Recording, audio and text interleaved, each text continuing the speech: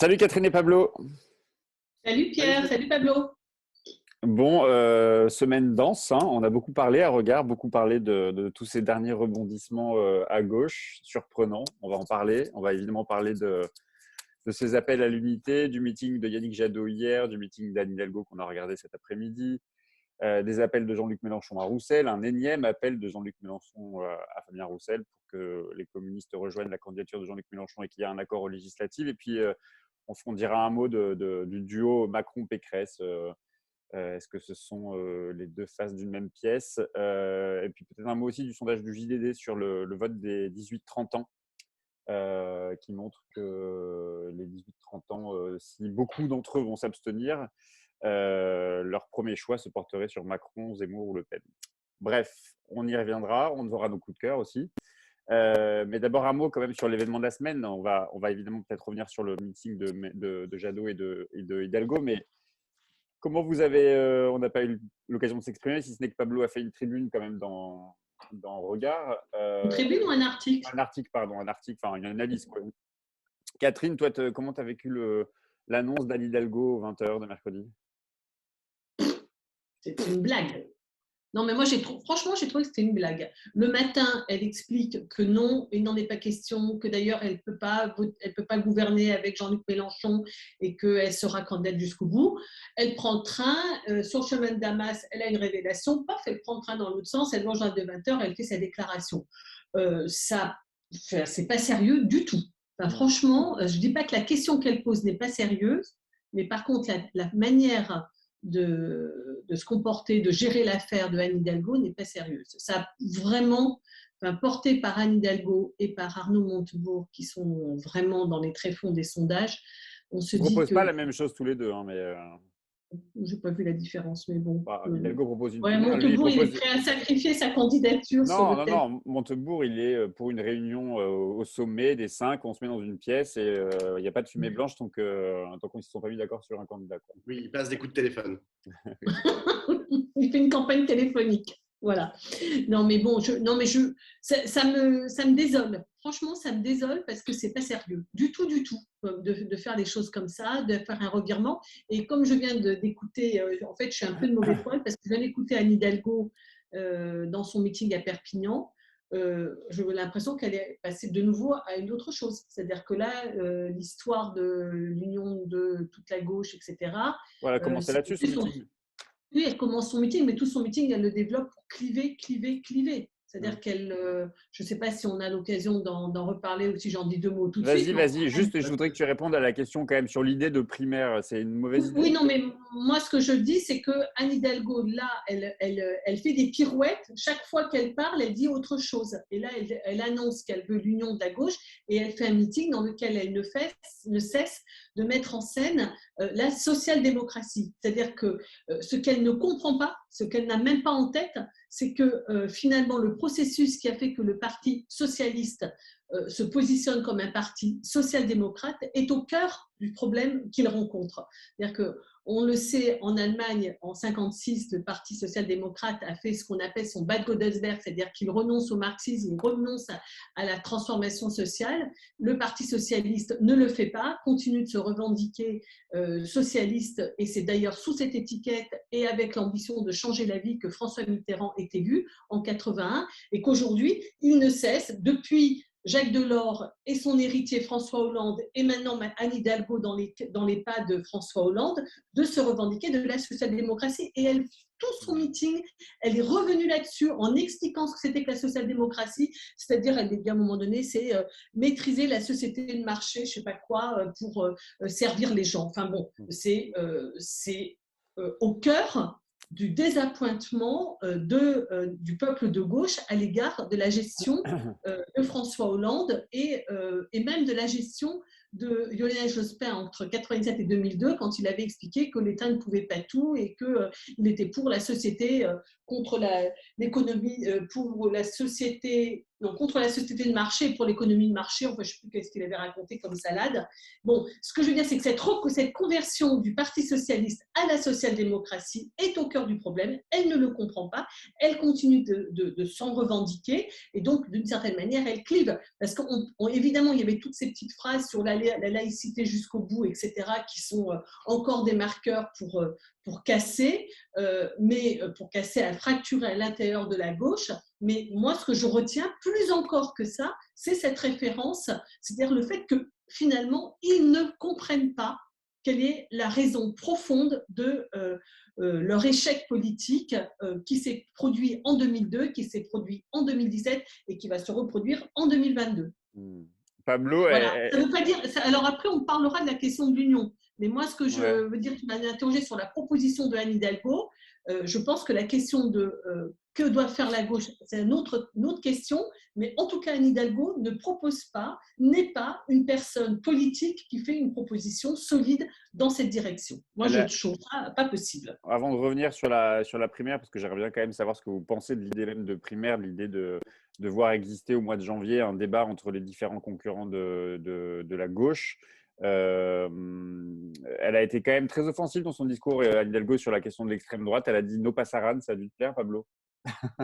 Oui, si elle veut, en fait, je veux dire, effectivement, elle a essayé d'utiliser. Moi, je suis complètement d'accord avec l'analyse de Catherine parce que c'est ce que j'ai ressenti aussi en écoutant le discours d'Anne Hidalgo, c'est-à-dire que son référentiel, c'est pas tant la gauche, même si elle utilise oui, je pense que de toutes les personnalités politiques dont on a écouté les meetings, c'est elle qui a utilisé le plus de fois le mot gauche. Ça ne veut pas dire que… Ça ne veut pas dire que voilà. Oui.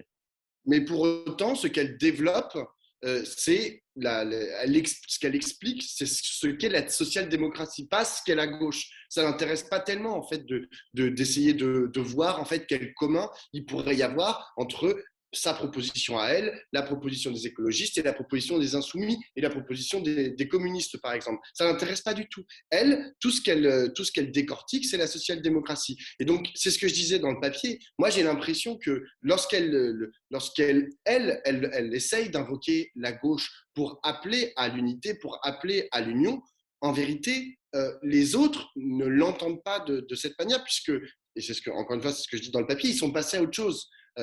Tu l'as dit, Pierre, ils ne disent pas le mot gauche dans leur meeting, ni Jadot hier, il n'a pas beaucoup utilisé. Moi, je ne l'ai pas particulièrement noté. Jean-Luc Mélenchon n'utilise quasiment jamais le mot.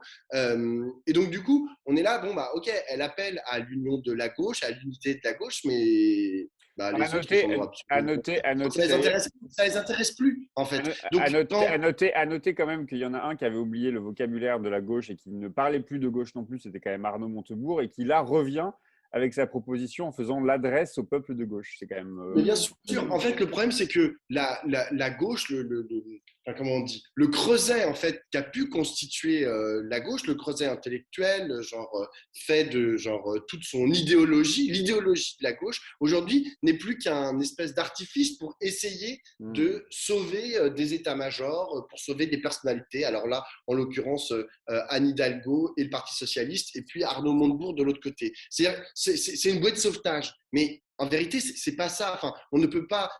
Catherine a raison de dire que on peut pas se laisser avoir. Les choses sont mal faites. Et Catherine a raison, mais celle qu'il avait dit avant, dès le lendemain, c'était Ségolène Royal. Ségolène Royal, elle a dit c'est pas comme ça. Si on appelle à l'union, c'est pas en décrétant sur un plateau télé toute seule comme ça un jeudi soir ou un mercredi soir. C'est un travail, c'est un processus en fait qui doit être enclenché. Et j'ai trouvé Ségolène Royal particulièrement intéressante parce qu'elle a dit, d'ailleurs, c'est pas qu'une réunion d'état-major, c'est pas qu'un programme commun. Il faut comment on dit, pas de la camaraderie, je sais plus exactement le terme qu'elle a utilisé, mais il faut du compagnonnage. Voilà, elle a dit c'est un compagnonnage qui va durer plusieurs années et qui, à la fin, va accoucher effectivement d'une proposition de projet commun, d'une proposition de programme commun et d'une proposition du coup de candidats qui pourraient être communs. Aujourd'hui, on n'en est pas là. Et donc, juste pour répondre à ta question sur la primaire, moi, je ne vois pas à quoi pourrait servir cette primaire. Au mois de janvier. Aujourd'hui, on a des forces qui, de toutes les façons, ne veulent pas Ah, faire d'union. C'est-à-dire que les écologistes, ils ont leur agenda qui est propre et qui leur est propre, pardon, et qui, de toutes les façons, même s'ils font 8%, enfin, ils ont besoin en fait de faire ces 8% à la présidentielle. De la même façon, Jean-Luc Mélenchon est derrière les Insoumis, parce qu'il faut oublier qu'il y a les législatives quelques mois après. Il a aussi besoin en fait de faire on va dire, ces 9% au plus bas ou ces 12% au plus haut. Il en a besoin, ils en ont besoin. Ils n'ont pas besoin que la gauche gagne, en fait, pour faire entendre leur voix dans le concert tonitruant des propositions à gauche. Ils ont besoin comment on dit, de poser la tranchée. Et il y a une tranchée à la gauche de la gauche qui est celle de Jean-Luc Mélenchon. Il y a la tranchée écologiste. Et en vérité, ils n'ont pas besoin de gagner la guerre. Ils n'ont pas besoin de gagner la présidentielle. Ce n'est pas dans leur intérêt immédiat. ouais. Moi, ma conviction, Bah, je veux juste donner ma conviction et je voudrais que tu réagisses là-dessus parce que ça va permettre de répondre. Je crois qu'on n'est pas tout à fait d'accord, Catherine. Mais bon, c'est vrai que moi, je ne suis pas dupe et je ne suis pas naïf de la proposition d'Anne Hidalgo de proposer ça à un moment donné où sa campagne patine et entre 3 et 5% dans les sondages. Et donc, évidemment, c'est un peu sauf qui c'est peut. sympa, Patina. C'est sympa patine, ouais, c'est vrai. Mais surtout, je me dis quand même que cette histoire de primaire, je trouve assez de mauvaise foi Jadot et Mélenchon quand ils disent on est à 4 mois de l'élection présidentielle, c'est pas sérieux, pardon, mais des primaires par le passé, il y en a eu en 2016-2017. Benoît Hamon a été désigné en février, donc 2-3 mois avant l'élection présidentielle. Ce que je veux dire, c'est que quand on veut, il est possible, il est encore temps de le faire. Et je trouve que ce serait d'autant plus intéressant de le faire.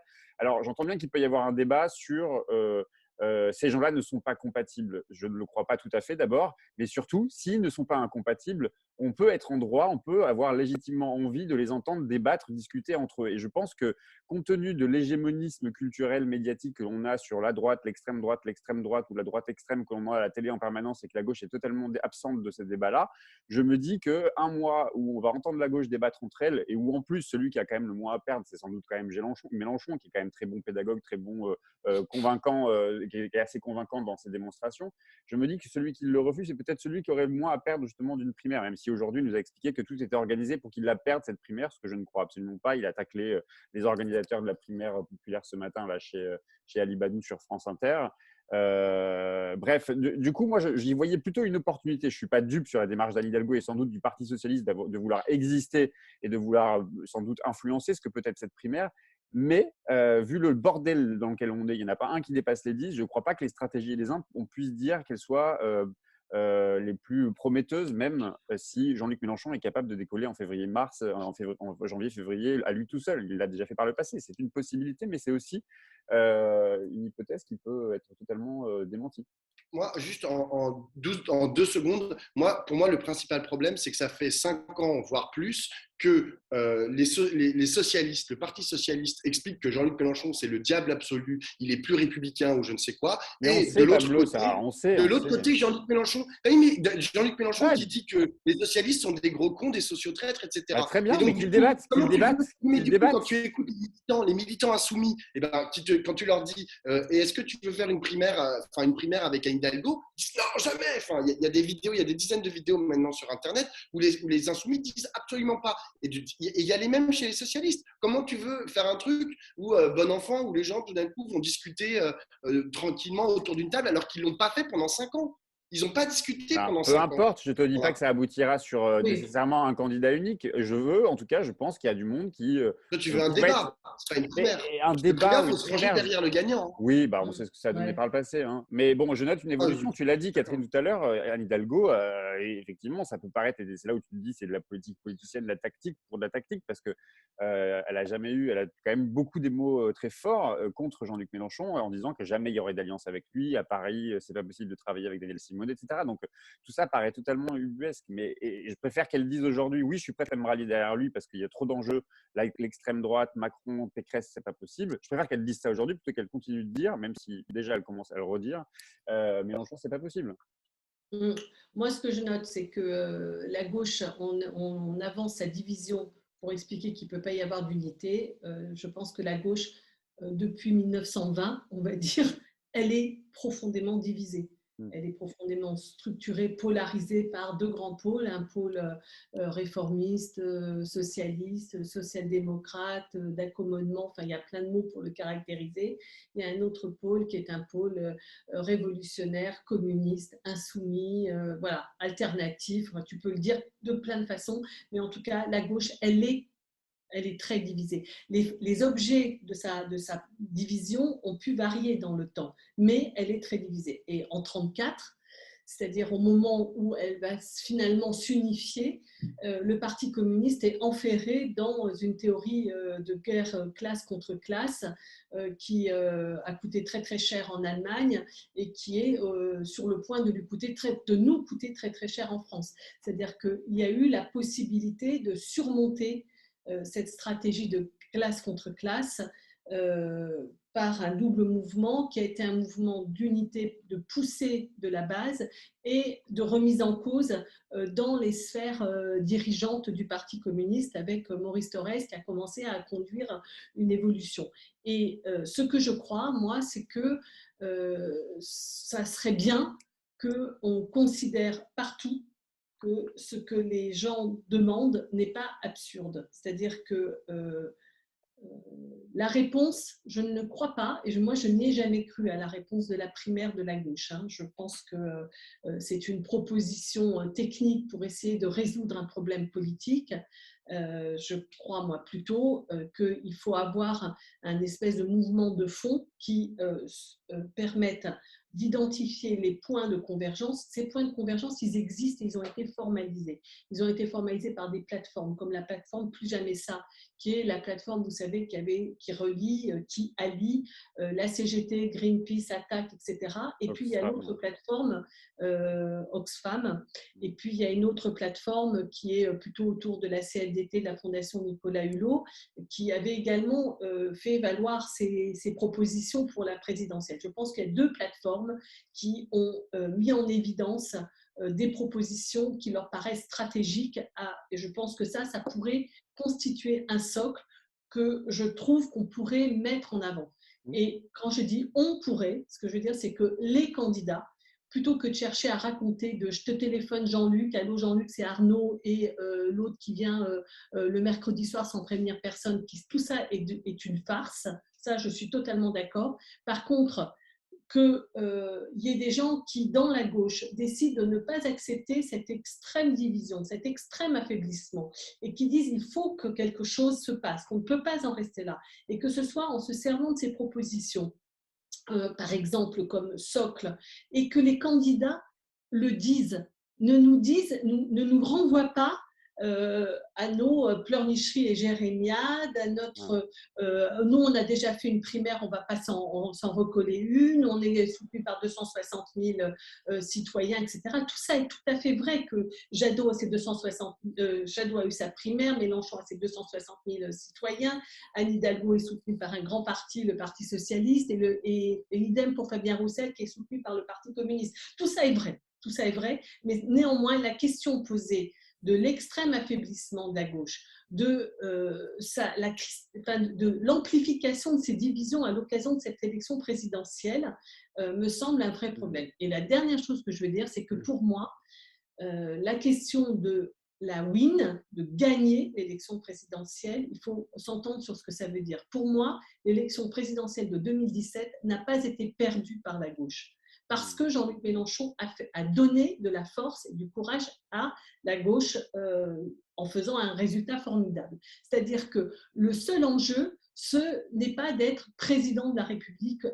Ça serait formidable. J'avoue franchement que ça, pour moi, je n'y crois pas, parce que pour la raison de cette extrême faiblesse de la gauche actuellement, parce qu'idéologiquement, politiquement, elle est très mise en cause.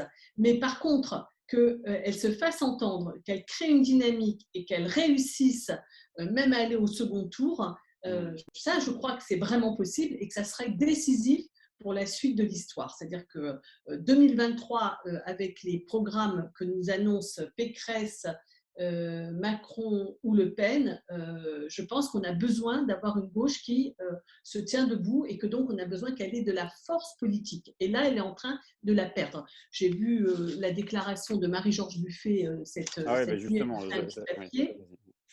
Elle a fait un petit papier dans lequel elle dit la gauche est anémiée, les militants sont découragés. Elle a raison. Elle a absolument raison. Il y a un découragement. Il y a ceux qui se battent pour la primaire et les autres qui n'en peuvent plus, quoi, de tristesse. Alors justement, Marie-Georges Buffet, dans son papier, elle explique justement que la solution, c'est quand même qu'il y ait un front qui se constitue, et le front pour elle, c'est que les communistes rejoignent la dynamique, ou en tout cas la candidature de Jean-Luc Mélenchon, pour qu'il y ait derrière un accord aux législatives, et fait créer un bloc populaire de la gauche au Parlement. C'est ce qu'elle dit. Révolutionnaire. Elle emploie le mot Oui, révolutionnaire. révolutionnaire, ouais. Sur tout le reste, pardon, j'ai fait une transition un peu rapide, mais on y reviendra parce que de toute façon, ça va continuer. Anne Hidalgo, de toute façon, a dit qu'elle serait candidate à la primaire populaire, quoi qu'il en coûte. Visiblement, Christiane Ah bon? Taubira n'a pas encore donné non plus sa réponse, et elle devrait arriver là dans les prochains jours. Et me dit-on aussi ce week-end, un autre candidat François Hollande. plus, inattendu pourrait lui, Vas-y, vas-y. pourrait lui aussi faire des révélations dans les jours à venir, François Hollande, qui n'a pas dit son dernier mot visiblement. On verra, on en reparlera. Donc justement, quand même, sur les communistes, parce que dans ses appels à l'unité de toute la semaine, il y a quand même Jean-Luc Mélenchon qui a écrit une énième lettre à Fabien Roussel, l'invitant à rejoindre Jean-Luc Mélenchon et à discuter d'accords aux législatives. Et il va même plus loin encore ce midi, puisque dans son interview, il dit qu'il est prêt, notamment sur le sujet qui les oppose beaucoup, qui est la question du nucléaire, il est prêt à mettre en retrait sa proposition d'une sortie du nucléaire pour négocier avec les communistes un référendum, s'il devait être élu président de la République, un référendum pour lequel Jean-Luc Mélenchon plaiderait, lui, pour la sortie, mais les communistes auraient voix au chapitre en disant on n'est pas pour la sortie du nucléaire. Bref, du coup, opération séduction, j'avais envie de vous demander pourquoi une telle opération séduction tous les 15 jours. Il rappelle les communistes. Alors, je sais, ils disent beaucoup chez les Insoumis, c'est ce que nous a dit Quatennens, c'est la famille, les communistes, donc ils tiennent à ce que les communistes rallient la candidature de Mélenchon. Mais est-ce que fondamentalement, c'est ça? Ou est-ce qu'il y a pas autre chose? Je ne sais pas, moi, ils ont besoin de signatures, non? Oui, je pense que d'une part, ils ont besoin de signatures, des 500 signatures, et d'autre part, il essaye de le démontrer en fait avec son Parlement de l'Union populaire. En fait, il essaye d'avoir des ralliements. Il essaye de montrer qu'il peut être une personnalité qui rassemble. Et s'il arrive, alors pour l'instant, Rassembler et rallier, c'est pas pareil. Hein. Oui, c'est pas exactement, mais je pense Non, mais que c'est pas pareil du tout. qu'il y a ce mélange. Non, mais tu as tout à fait raison. Et je pense qu'il y a ce mélange entre les deux mots. Et lorsqu'il constitue son Parlement, donc on a vu sur les réseaux sociaux, et maintenant systématiquement dans toutes les prises de parole des insoumis, à la fois du candidat Jean-Luc Mélenchon et des députés, à chaque fois, il renvoie à ce Parlement de l'Union populaire pour dire qu'il y a une dynamique qui se crée, il y a des personnalités qui se mettent derrière Jean-Luc Mélenchon et qui portent sa candidature. La prise, enfin, si le Parti communiste devait, alors vraiment, moi, j'y crois absolument pas, mais devait se ranger derrière Jean-Luc Mélenchon, je pense il jouerait la même partition. En fait, ça apporterait de l'eau à son moulin. Après, vraiment, enfin, ça fait 5 ans, pendant 5 ans, encore une fois, je dis la même chose que par rapport aux socialistes, mais pendant 5 ans, il aura, enfin, je veux dire, les relations, je vais le dire de façon assez euphémisée, mais ont été pour le moins assez complexes entre le Parti communiste et la France insoumise, avec quand même des noms d'oiseaux qu'on volait, parfois avec des coups très en dessous de la ceinture. Est-ce que là, à 3 mois de la présidentielle, ils vont accepter de faire taire toutes ces insultes et toute cette agressivité entre ces deux formations, et de mettre ça sous le boisseau? Moi, je ne le pense pas, parce qu'en fait, on parle souvent des états-majors, mais il faut voir en fait comment ça se passe aussi au niveau des militants. Moi, je me souviens des campagnes pour les municipales ou pour les régionales, où ça a été très tendu dans certains territoires au niveau local, entre des candidats insoumis, des candidats LFI, où franchement, parfois, c'était pas loin d'en venir au bras, quoi. Donc, réconcilier tout ça juste par un coup de baguette magique venu des états-majors, moi, je ne crois pas que ça existe. Je crois que le problème aujourd'hui, alors, tu vois, je vais te dire un truc, Pablo. plusieurs années pour réconcilier tout ça. Moi, je suis une vieille, donc je me souviens de 1981. Je peux te dire que la claque qu'ont pris les cocos quand ils ont vu que François Mitterrand était devant Georges Marchais, et tranquillement, de 10 points, ils l'ont avalé comme ça. Le badge pour appeler à voter pour François Mitterrand au second tour, c'était un badge où il y avait 10 lignes de texte. Tu vois, c'est-à-dire que pour que vraiment ce soit, c'était vraiment, ça leur faisait très très mal. C'est-à-dire qu'on sortait d'une période de tension extrême entre le Parti communiste et le Parti socialiste après la rupture du programme commun. Et alors les noms d'oiseaux, là je peux te dire qu'il n'y avait pas d'euphémisation. C'était très très très très très dur. La mort et le néant. Mais c'est vieux ça maintenant déjà. La dynamique qui s'est créée a permis que tout ça soit renversé. Et c'était quoi le ressort de cette dynamique? C'était le fait que le peuple de gauche voulait, parce qu'il y avait l'histoire du programme commun, et voulait qu'on tourne la page de Giscard, de la droite, voulait avoir la retraite à 60 ans, voulait un certain nombre de réformes qui étaient annoncées et portées par le candidat Mitterrand avec ensuite des ministres communistes. Et ça a été plus fort que tout, plus fort que les engueulades, plus fort que l'histoire, plus fort que les vraies divergences. Il y avait de vraies divergences entre les socialistes et les communistes en 1981. Et moi, je pense que oui, il y a eu des noms d'oiseaux.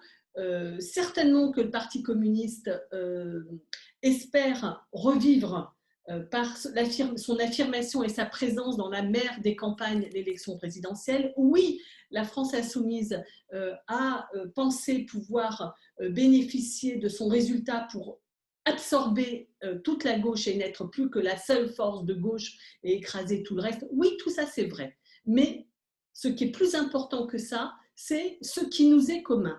Et quand Marie-Georges Buffet le dit, à mon avis, elle rencontre quelque chose de profond chez les communistes.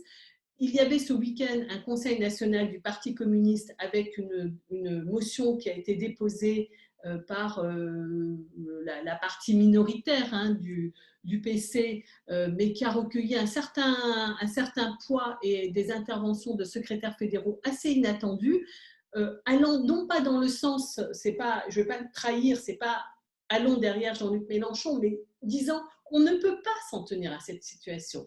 Alors, demandant que Fabien Roussel prenne une initiative de rassemblement, etc. Donc, après, le curseur de l'initiative de rassemblement, ça va se discuter. Mais moi, je pense que il y a des concurrences, il y a des enjeux de signature, il y a des petites haines recuites. Tout ça, c'est certain. Et c'est certain que ça serait bien que celui qui veut rassembler se mette en position de rassembler, c'est-à-dire tienne un discours de rassemblement et pas de ralliement, tienne un discours dans lequel il considère les autres. Et je trouve que la proposition qu'il fait sur le référendum… Cesse tes pleurnicheries, tes jérémiades, Catherine. Comment ? Cesse tes pleurnicheries, tes jérémiades, Catherine, ça va. Je trouve que la proposition que fait Jean-Luc Mélenchon sur le nucléaire me paraît, de ce point de vue, raisonnable et un vrai signe. Entre parenthèses, c'était la position en 2017, quand il y avait une candidature commune PC-LFI. C'était ça le point d'accord, c'est-à-dire qu'on fera un référendum. Donc, on revient à cette position de 2017 qui est la position raisonnable pour permettre de ne pas faire de cette question-là le point bloquant ultime. Parce que là, on va pas s'en sortir. Si tu fais, non, mais je veux dire, l'euthanasie, c'est un point bloquant ultime. Enfin, la chasse, le truc, non, stop. Là, il faut arrêter. Mais comme quoi, il y a des possibilités, en fait, avec des positions antagonistes. Moi, ici, je le dis depuis le départ, les 694, le programme de 694 me paraît, proposition, me paraît intéressant comme ça, abstraitement, me paraît un obstacle.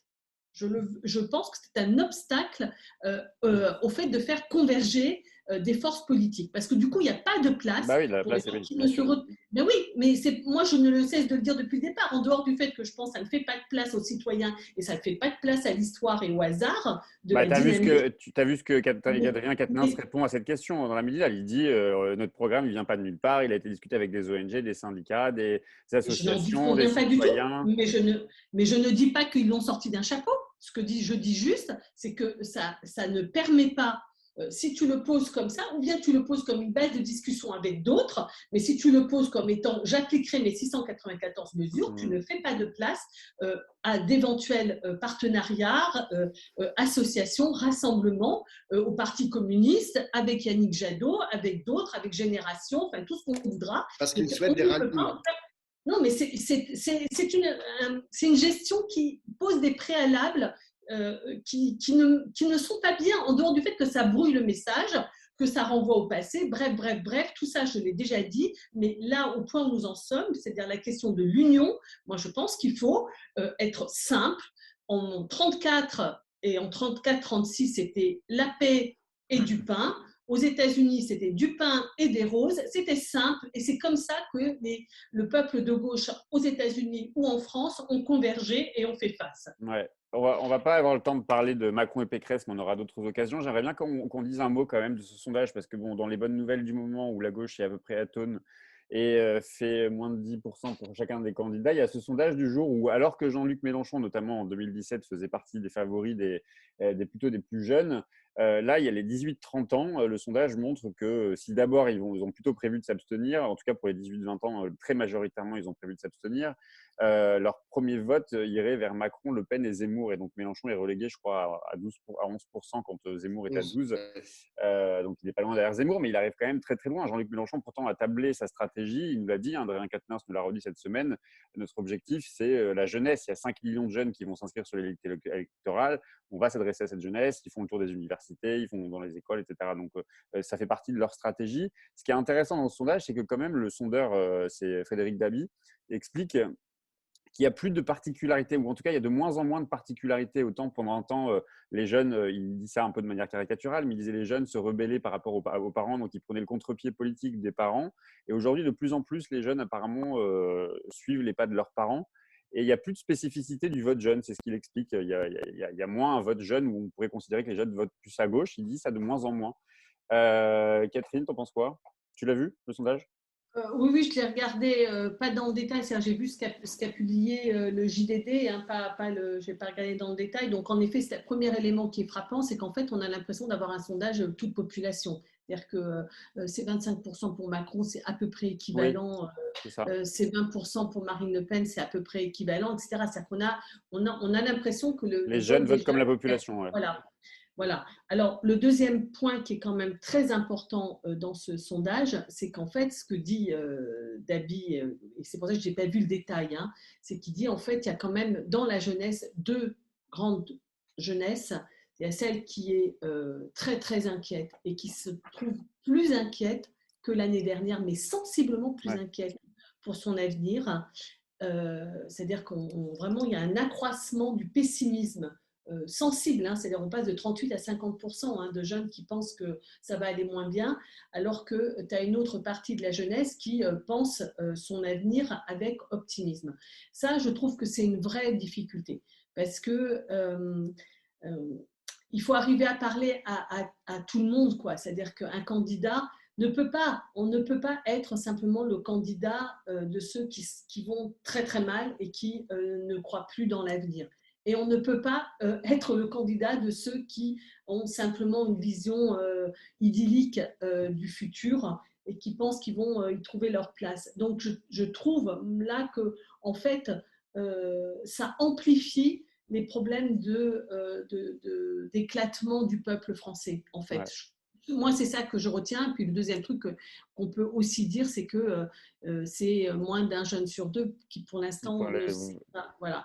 Le dernier petit point que je veux dire, et ça, moi, alors pour le coup, c'est les discussions avec mon gamin, les enfants autour de moi. Alors, moi, c'est des enfants plus jeunes, hein, c'est 14-15, mais c'est juste en dessous quoi, d'eux. Ce qu'ils disent, c'est qu'en fait, Macron, avec ses trucs de com, il a réussi quelque chose, quoi. Ouais. C'est-à-dire que ces espèces de live dans lesquels il parle avec les influenceurs, les youtubeurs, voilà, que ça a beaucoup marqué dans la jeunesse, parce qu'en fait, ce que me dit mon fils, par exemple, il me dit, les jeunes, ils y connaissent rien. Ils veulent pas de Marine Le Pen parce qu'ils sont antiracistes, ils connaissent rien à la gauche. Le seul nom qu'ils connaissent éventuellement, c'est Jean-Luc Mélenchon, qui n'est pas ultra consensuel unanimement, et que donc Emmanuel Macron, c'est un type sympa qui est en t-shirt et qui a fait les repas à 1 € pour les étudiants. Voilà. Ce que je veux dire, c'est que Macron a vraiment eu une stratégie de communication en direction de la jeunesse. Des jeunes. Ouais. Alors, moi, juste. Pablo, rapidement, pour après avoir les coups de cœur. Très rapidement. moi, je pense que ça va au-delà de la communication et je pense que c'est là aussi qu'à gauche, on devrait se poser des questions. Il y a une proposition d'horizon qui est faite par ces candidats, en fait. C'est à la fois Macron, Marine Le Pen et Zemmour. En fait, ils proposent une certaine vision en fait de la France et du futur qui Bah, apparaît Mélenchon comme aussi. relativement désirable. Comment? Bah, Mélenchon aussi propose Eh ben, elle quelque chose. apparaît. Non, mais ce que je veux dire, c'est que oui, mais la réponse que toi tu fais, c'est ah, mais c'est de la communication. Il se laisse. C'est Non, comme non, s'il non, non, disait, il se laisse presque je dis c'est avoir. un point En fait. parmi ceux-là. Non, je dis Non, mais Macron, il a moi, réussi sa com. moi, Vas-y, vas-y, ce finis. que je pense important, ce que je Non, non, pense c'est pas le important, cœur c'est de ce que j'ai dit. Hein. Excuse-moi si oui, je me suis mal non, pardon, exprimée, mais pardon. c'est ça que tu as Ok, retenu, je me ok. suis mal Mais, exprimée. non, mais souvent, parfois, quand on entend les différents, les gens de la France Insoumise ou d'Europe Écologie Les Verts parler d'Emmanuel Macron, on a l'impression qu'il n'a pas de projet, qu'il a absolument rien à dire et qu'il a juste beaucoup de fric pour faire des PowerPoint et des jolis dessins, etc. Mais c'est pas vrai. En fait, ces gens-là font, à la fois Éric Zemmour et Emmanuel Macron, font une proposition pour la France et c'est vraiment l'enseignement de ce sondage, hein, de cette étude, qui est capable en fait de capter l'attention et l'intérêt en fait des 18-30 ans.